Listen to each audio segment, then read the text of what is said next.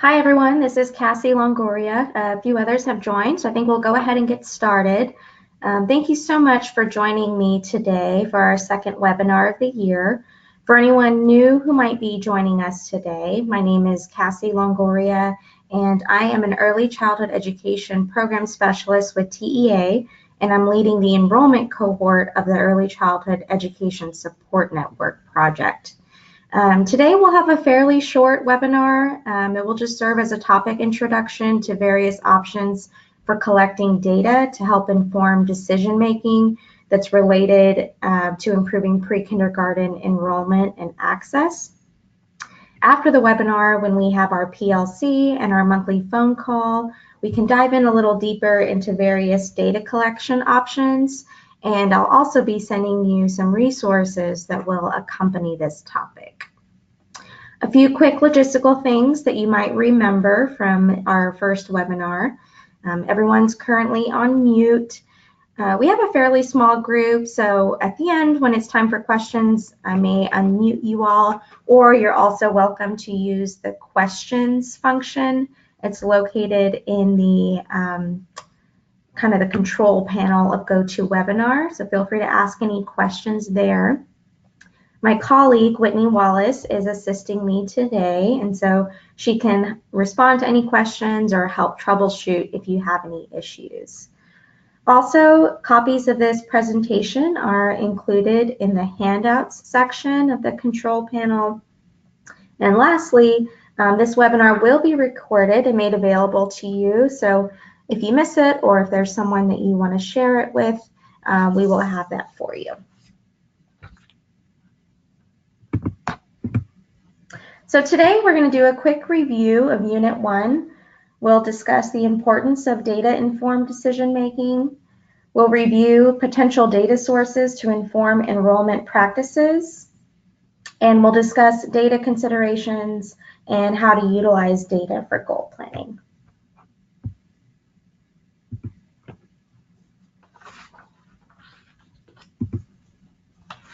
As you may recall, we reviewed a continuous quality improvement or CQI framework on our first webinar, and we will be referring to this framework throughout the year as we work on enrollment and access.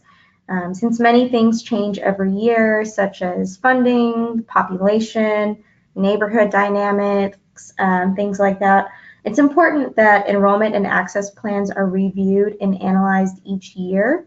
The CQI process involves 4 steps: plan, do, study, act. In our first unit, we talked about setting goals. This unit will talk about collecting data, and both of those are in the plan phase of this model. Like I mentioned last month, many of you may be in different phases of this framework depending on the work your district has already done. So it's highly possible you might be in study or act phase, which is completely fine. It's also possible that some of you may be in the plan stage for the entire year, which is also fine. Many of the tasks that are related to improving pre-K enrollment and access require time or money or additional resources. So it's fine to be in that plan stage for a while. We definitely want what we do to be intentional and to be data informed. And so it's great to sort of be methodical with what you decide to do and in your planning process. And on our phone calls and PLCs, we can discuss ways to make progress toward your goals, no matter where your district may be. So again, here's an overview of the CQI model and the different actions that can take place in each. I feel like most of us will be in the plan and do stages, but some of you might also be in study or act. So first, I just wanted to do a quick poll. I'd like to get a feel for how many of you are currently utilizing data to inform enrollment practices. I'm going to use the poll function of GoToWebinar. Let me launch that.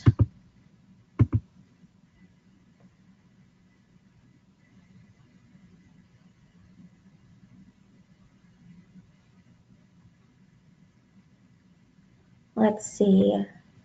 should be showing up on your screen shortly. There we go. So if you can just quickly answer how often your program utilizes data to inform pre-K practices.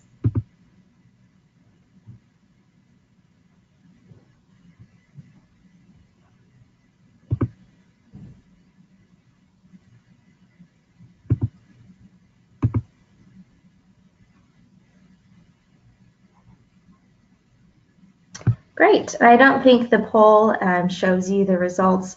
Looks like 14% of you said that you never use data to inform enrollment. 14% said sometimes, 57% said most of the time, and 14% said always. So today we're going to talk about a few different options and ideas for collecting data.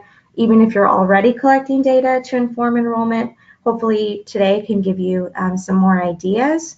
And I'm excited for our PLC because many of you are doing great things, and I think it'll be a great opportunity for you to share some of the specifics that you've done on collecting data to inform enrollment. All right.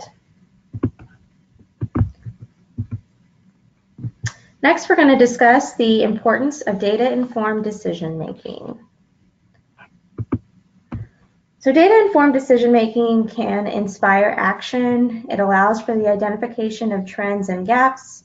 It allows for strategic focus.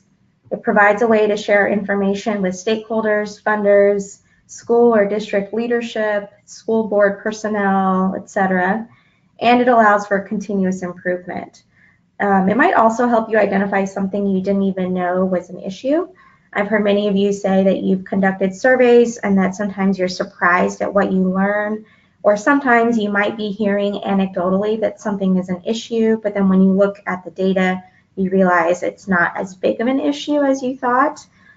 So it's great to be able to collect some data and get some hard numbers on what the actual story is, what the barriers are, what the challenges are, and that can help you make a plan. We're going to discuss a few different data sources. These are definitely not all of the data sources you may utilize, but rather these are just a few ideas. Your district may be looking at other data sets as well to inform enrollment. So there's definitely no right or wrong way to approach this. These are just some options to help you as you start your goal setting and your data planning. Some of the data sources we're going to talk about today include your school or district's enrollment gap, utilizing focus groups and surveys, the pre-kindergarten program self-assessment that was developed by TEA, and then some other external data sources.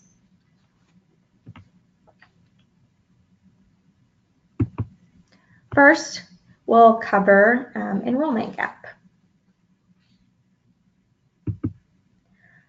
So there's two options to determine enrollment gap. The first option is to utilize T-Peer. Some of you are probably already familiar with this or may be utilizing it already. But T-Peer stands for the Texas Public Education Information Resource, and it can be accessed at the link on this slide. And the second option is to utilize local data. So either your district is collecting it, your ESC might be collecting it, maybe a nonprofit or a local government entity like city or county. They may be collecting some of that data. So there's a few different options that can help you if you want to look at your enrollment.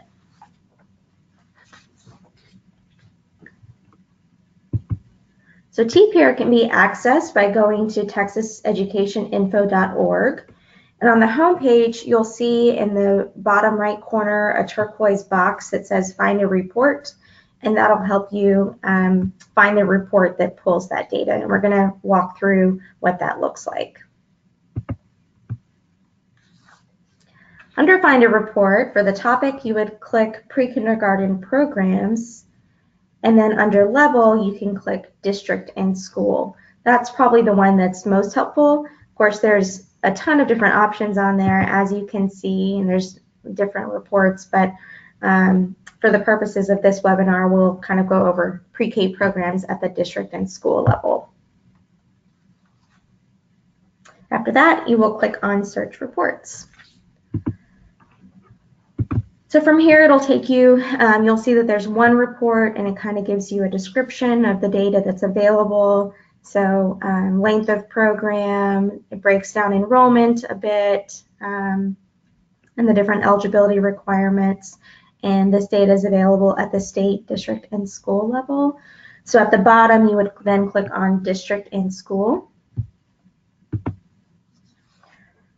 From there, it'll take you a page where you can click on your district and click on the year that you're interested in seeing. And so there's data for 2014 through 15, 15, 16, and 16, 17. I think that 17, 18 should be available soon. I don't know the exact date, but I'll definitely let you all know as soon as that becomes available. So this is a piece, like a screenshot taken from the report that you can run. So to figure out your enrollment gap, you'll see that for this district, it lists the data for pre-K enrollment for age 4, as well as first grade enrollment for pre-K eligible student programs. And this is a good estimate. Your district might be collecting data that's more accurate, but this might give you at least an idea. I know data is really challenging. It's hard to collect it, and it's hard to collect it accurately.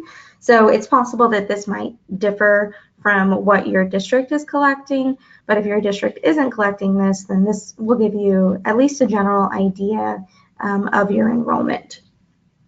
So you'll see that for this district, they provide pre-K, and that enrollment is 252 children.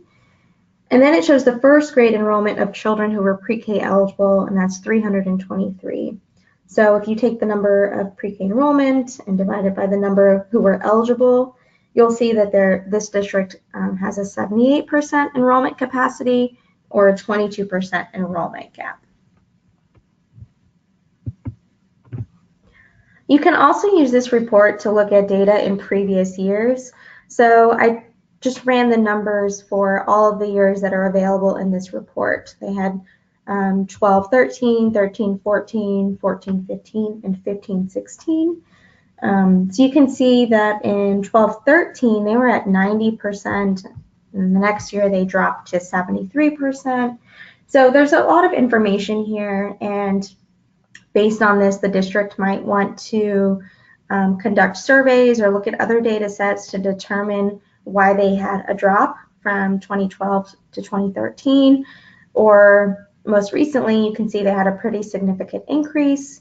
So you never know. Maybe they tried new outreach methods, maybe they expanded their pre-K, maybe they lengthened the day by doing partnerships that year. So this district would want to look at those things. They would be able to see that it caused an increase in enrollment, and then they might want to sort of keep that in their pocket as a best practice as they proceed in their planning for year to year.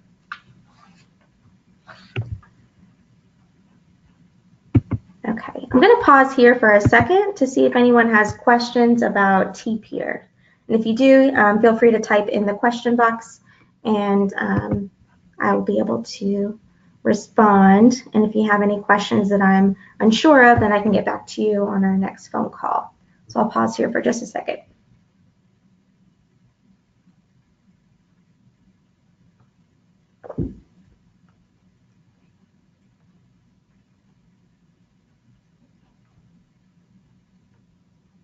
Okay, so Sarah asked, when does TPeer collect the enrollment numbers?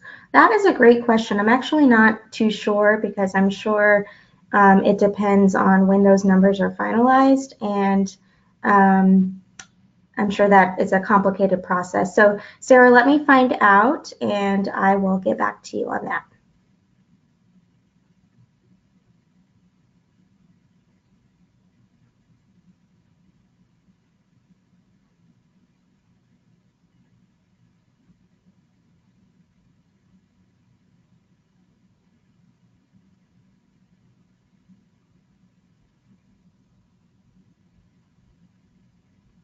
And Sarah, I see your other question as well. Is it a snapshot or a total with all of the enrollment withdrawal throughout the year?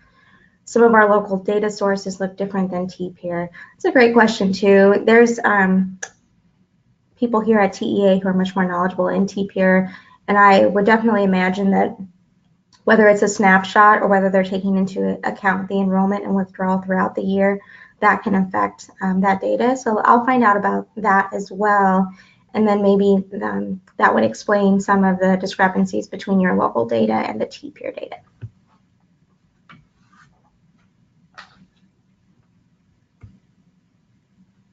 Okay, so I'm going to proceed. Definitely feel free to ask questions in here if you have any, or if later you start reviewing your data and you have more questions, feel free to send me an email and I can be sure it gets to the TPeer team here at TEA, and we can try and dive into that a little bit deeper.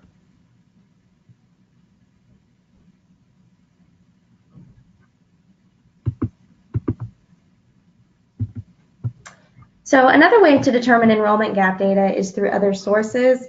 It's possible that your district or your school is pulling this data already, or there may be a local nonprofit, foundation, or city, county government that's working on some of this kind of data. More and more communities are taking an interest in early childhood, so it's definitely possible that you may be able to find partners on these efforts. Next, we're going to talk about focus groups as a way to collect data to inform enrollment. So focus groups are typically a small group interview with usually 6 or 12 participants who share similar characteristics or common interests. And they're usually guided by a facilitator, and they use a predetermined set of topics or questions. And these are more qualitative in nature. Some things to consider if you're conducting a focus group include that they can provide more in-depth information than quantitative methods. So sometimes it's good to do both if you want both some hard numbers but also some more anecdotal evidence of what your families are experiencing. Also, the facilitator must be well-versed in the topic. So that means you want someone who knows pre-K, knows early childhood and family needs, early education, and someone who can speak in a way that's powerful and effective for families. You don't want someone coming in and speaking in academic jargon and the families not being able to relate to that. So that is important as well. Also, you may consider providing incentives for participation. And lastly, it takes effort to recruit participants. I think we all know that food helps, childcare helps, offering these things at different times of the day. But even then, families are busy, just like we are all busy, and it can be hard to get families to come. So it does, take some effort to recruit families for that. So here's sort of an example. So let's say, there's a district who's not currently serving 3-year-olds, but they've learned that they have a large number of pre-K eligible 3-year-olds within their boundaries. And the LEA is thinking that maybe they want to start serving 3s. So leadership decides to hold a focus group with parents of 3-year-olds to gauge interest in a potential program, to solicit feedback on program components and talk about potential barriers or challenges. So they decide to hold 3 focus groups with parents of 3-year-olds, and they recruit them from local businesses or other social service programs. They provide a meal and childcare, and they hold the groups at different times to accommodate parent schedules, and they decide to hold one in Spanish based on their demographics. So in this situation, the district wants feedback. They might ask questions about, if the families would send their child there or not. If not, they might discuss some of the barriers. Is it transportation? Is it the location of the school? Maybe the family thinks the child is too young for pre-K, or they prefer alternative care options like family members or child care centers. So whatever information you are able to gather, you could use that to focus your efforts in the upcoming year. It's also great that they made accommodations for the parents, so they held them at different times and offered one in Spanish. Another idea for focus groups, and I think one of you described this, but you could do a focus group to inform pre-K registration processes. So in my phone calls with you, many of you discussed wanting to improve or streamline registration. So it might be helpful to do a focus group with parents, or to also do one with campus personnel to see what their needs are and see what the challenges are, because it's a very complex process. And so anything we can do to help that and to gauge a better understanding of what the families and what the administrators are encountering during that process would be helpful. Another option to get some of that information is to utilize a survey. Surveys are more quantitative in nature. They can be used to identify trends and patterns. They're great to use because you can collect data from a large number of people. Many families have at least a cell phone, so if you do it through SurveyMonkey or something like that, it's easy to collect that data. And you can also offer it in more than one way, so maybe electronically and on paper. That way you can reach everyone. And you can also ask both closed and open questions and open-ended questions to get the information you're looking for. So here's an example. Using TPeer, a district determined that they have a large enrollment gap.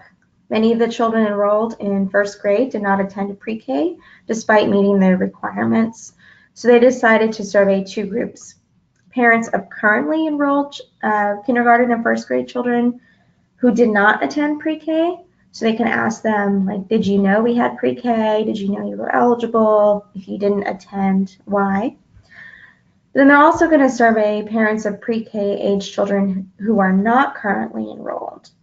So they might distribute surveys at local churches, grocery stores, laundromats, public housing, or other social service organizations.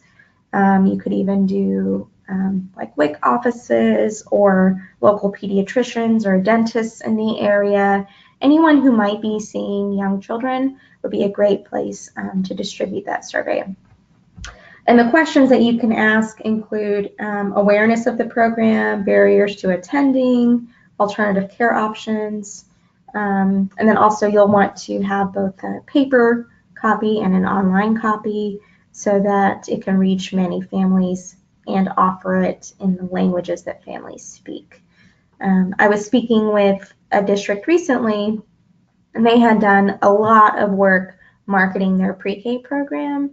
They did a lot of different things, but she said when they did a survey of families in the community, she was shocked at the number of families who said they didn't even know that that district had pre-K. So it's pretty interesting to see, like, sometimes you might think that something is working, but then when you start looking at the data, you realize that, there might be some improvements that you can make. Okay, so another option is to complete the pre-K program self-assessment, which was developed by TEA. And one of the key areas is in enrollment and access. So the self-assessment can be accessed at the link on this slide, and results from the self-assessment can be utilized to inform enrollment goals or strategies. It's a fairly easy process. You can use it to kind of gauge where your district is, and then you can make some goals from there. If you haven't looked at it already, I encourage you to do so. I did want to take a few minutes to review the enrollment or access section. It's pretty short. But some of the key areas are eligible 4-year-olds, eligible 3-year-olds, and half day or full day. And you'll see there's 3 scoring categories, so developing, proficient, or exemplary. So based on this, you could review your program. You can use TPeer or use local data to determine your enrollment gap. You would know, if you're offering half day or full day, and so you can sort of assess your program based on that information. And then here's the second part of this, the page on enrollment and access, and that includes outreach strategies, enrollment plan, and enrollment process. And again, the 3 categories there are developing, proficient, and exemplary. I'll pause there for a second so you can read it, but it is also available online, and I'll be sure that you all have that link. It was sent out, I think, through our listserv, and I'll also put it on our SharePoint site, and it's also in this presentation.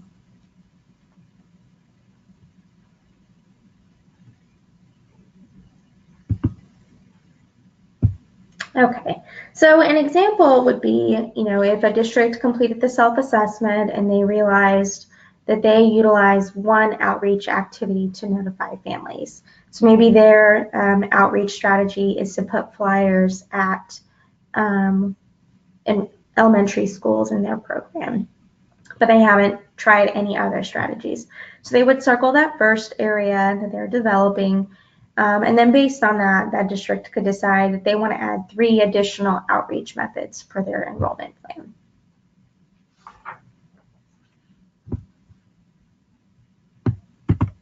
Okay, lastly, we'll quickly talk about external data sources.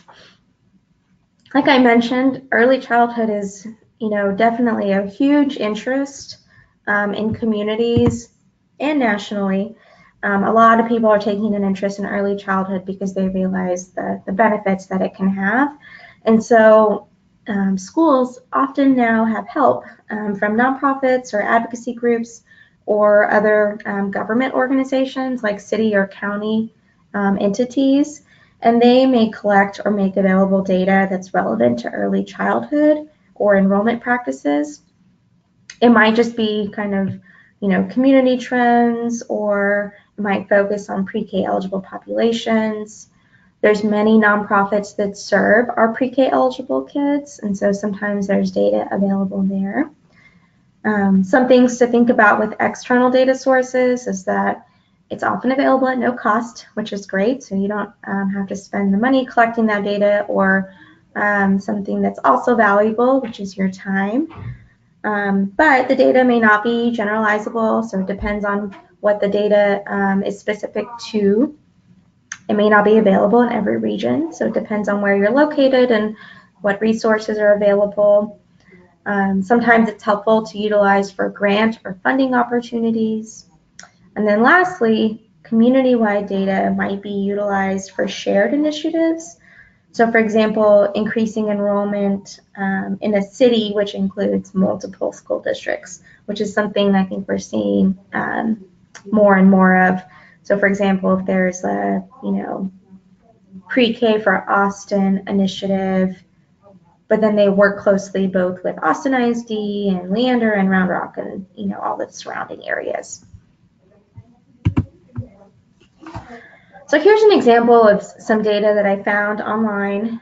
This is for Central Texas. So, this would be an example where this is, it wouldn't be relevant in all areas, but you can do research to find some data that might be helpful for you. But this was developed by the E3 Alliance, and they collected some data on Central Texas kindergarten readiness rates by income. So if this data was available to you, you could use this to help support the idea of increased marketing efforts for pre-K eligible children. So maybe you want to target other social services that serve families who are low income, or maybe you want to use it to support your efforts in expanding pre-K to serve more low-income children. There's different things that you can do, and it's great that this data is out there for you. So here's an example. Let's say that utilizing data published by a local nonprofit, a district learns that there's a large number of 3- and 4-year-old children experiencing homelessness. And then utilizing internal data, they determine that the district is not serving very many children who are experiencing homelessness. So given that this is a pre-kindergarten eligibility criteria, the district decides to establish a relationship with local shelters and other nonprofits to help increase enrollment of children experiencing homelessness. One thing about this is that children often, staff who are at these nonprofits, sometimes turnover is high, And so those relationships are really important, and it might require regular trainings at these nonprofits. So maybe you visit 4 times a year, or maybe you have information that you share multiple times a year. But it's important to have that regular and consistent communication so that whoever is there at these partner agencies can stay informed on pre-K enrollment and what the requirements are. Because it's very confusing. I think for homelessness especially, some people don't understand the definition of homeless. For example, if a family is staying with a family member, they might qualify if they don't have their own home. So there's different things to consider, but this is, just an example of how to use data to inform your enrollment and also partner with a community agency. So once you've chosen what data you'll collect, it can then inform what you want to do with it. So the information you collect can help you improve your program design, such as length of day, where pre-K is located, or if you're going to have partnerships. It can improve enrollment strategies. It can help you increase or diversify your outreach strategies, or might help you seek additional funding. Some considerations when you are collecting data is to remember that it can be time consuming. So you might just want to choose just one area that you want to focus on as sort of a baby step towards data collection. And also your district might already be collecting helpful data. You might be looking at 3rd grade reading scores, or you might be looking at kinder readiness. There's lots of different ways that you can go and different data sets that you can utilize. Also, just a reminder that there might be external data that you can use. So if you don't have the time or resources, there might be something out there that exists already that can help you guide your enrollment practices. And then lastly, you'll want to utilize expertise in your region or your LEA. So if you need to pull in other people to help you, figure out the best way to approach this, there's often other personnel or other organizations who would be happy to help.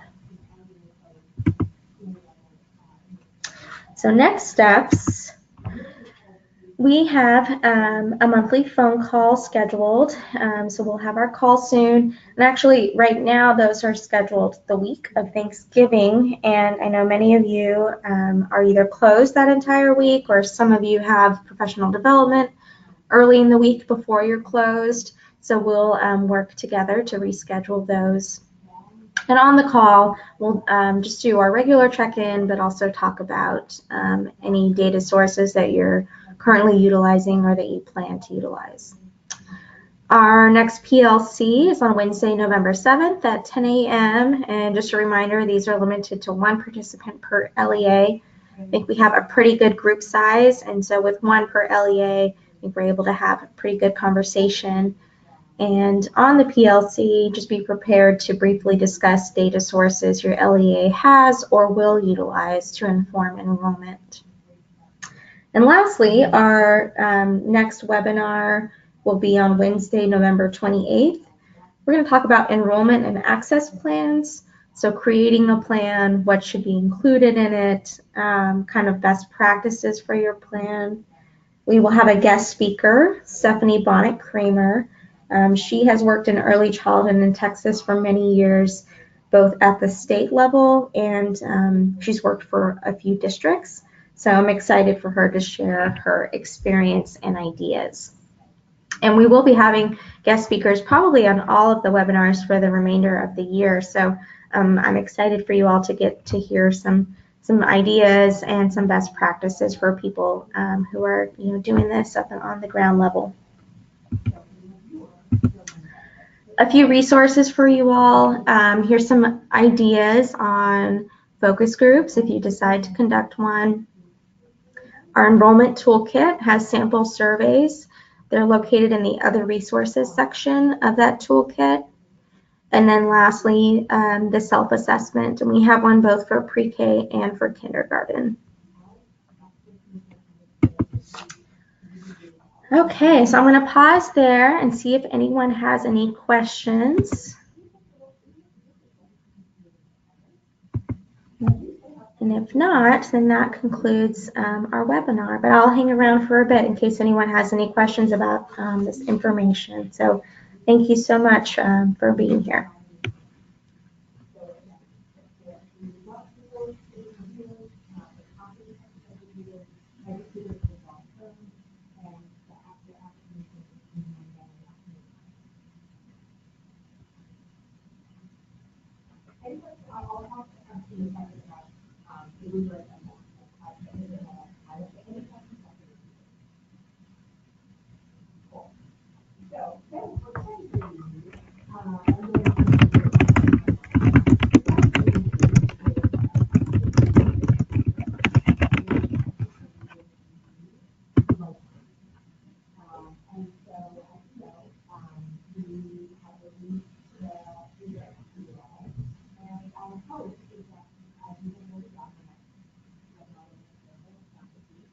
Okay, I don't think we have any further questions. So with that, I'll go ahead and end the webinar. Thank you again so much for being here today, and we'll talk soon. Thank you.